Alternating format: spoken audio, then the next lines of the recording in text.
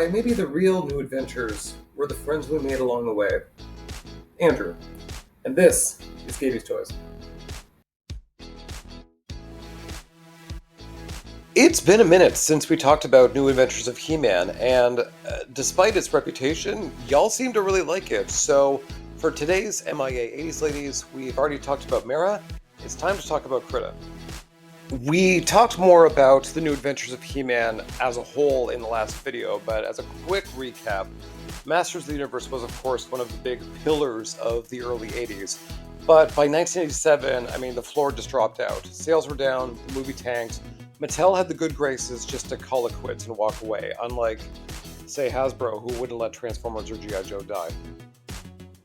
That said, they also didn't know, to let it go for a little while. So as soon as they canceled the line, they immediately start taking off into, spin-off territory. And that's where New Adventures came from.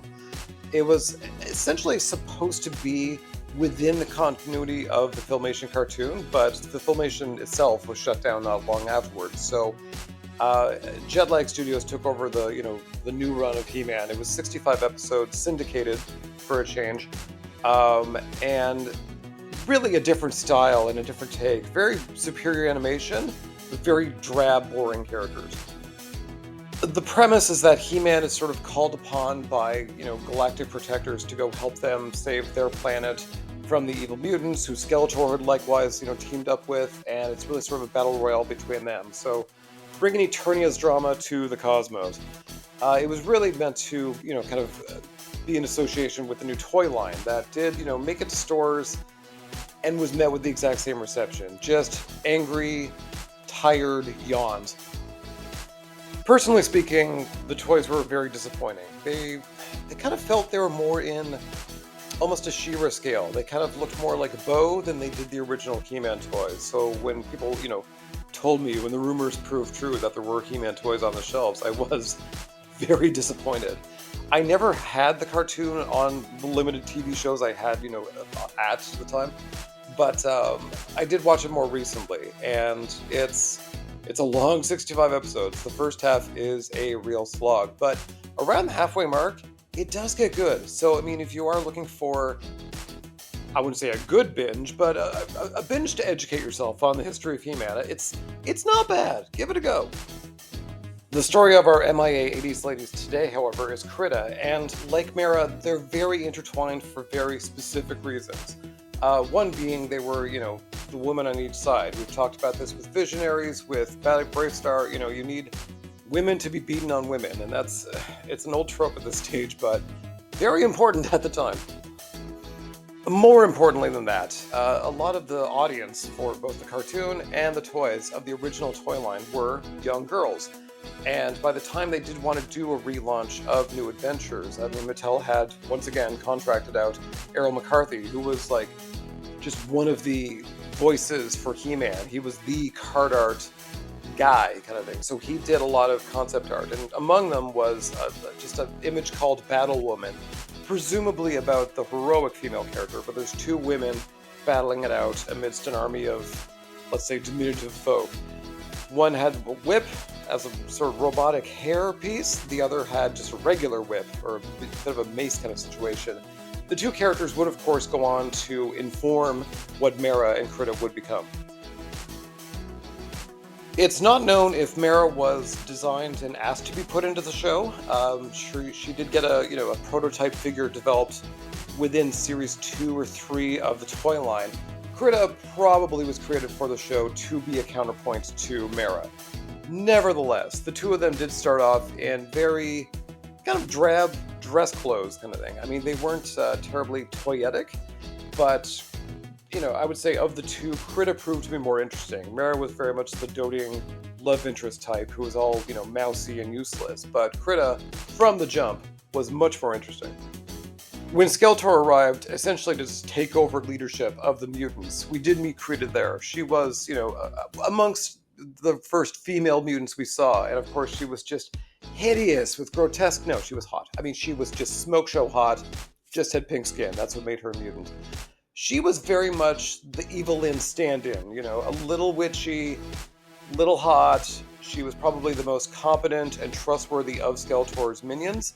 But whereas Evelyn, there was sort of, maybe shades of romance or potential there, Crita was very much on Skeletor. I mean, she met him and said, "We gon' bone," and that's how it is. And they were not subtle about it.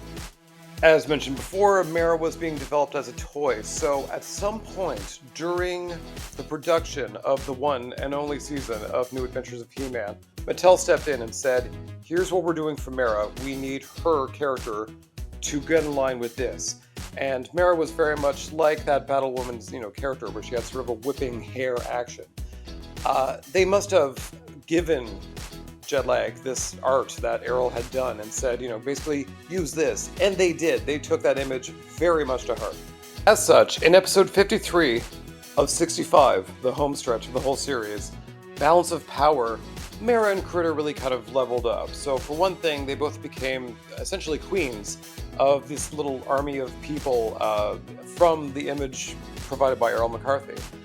In Crita's case, she became queens of the Gleons. Mara suddenly tied a mace to the end of her ponytail, started bashing people with that. Crita likewise sort of leveled up. Both of them just got very action figure-y makeovers. More specifically, sports bras. Again, the reason we're here is because MIA 80s ladies. Mara was never, made for the toys, and it's not known whether she was really planned. I mean, in the case of her getting a makeover, it seemed like a tit-for-tat kind of situation where Mara was getting one in preparation for her figure. It's conceivable that should the line had succeeded, Crita, in some form, in some outfit, would have been, made as a toy, but as it stands, New Adventure is not exactly beloved by the fans.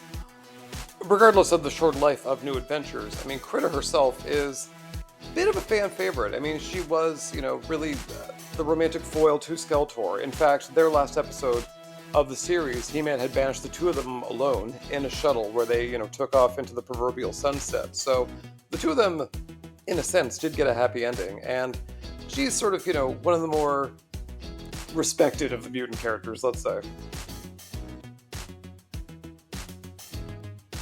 Speaking of happy endings, the final verdict. This is one of the good news ones. Like Mara, Crita is very much, sort of part of the, let's say, the main cast. So when Masters of the Universe Classics was going through, all the characters they wanted to get through, they did sort of, recognize that they probably weren't going to have the time or the, support to do the entire New Adventures cast. That said, Mara and Crita were high on the list, and in 2016, Mara did in fact get an awesome figure, one of the best in the line.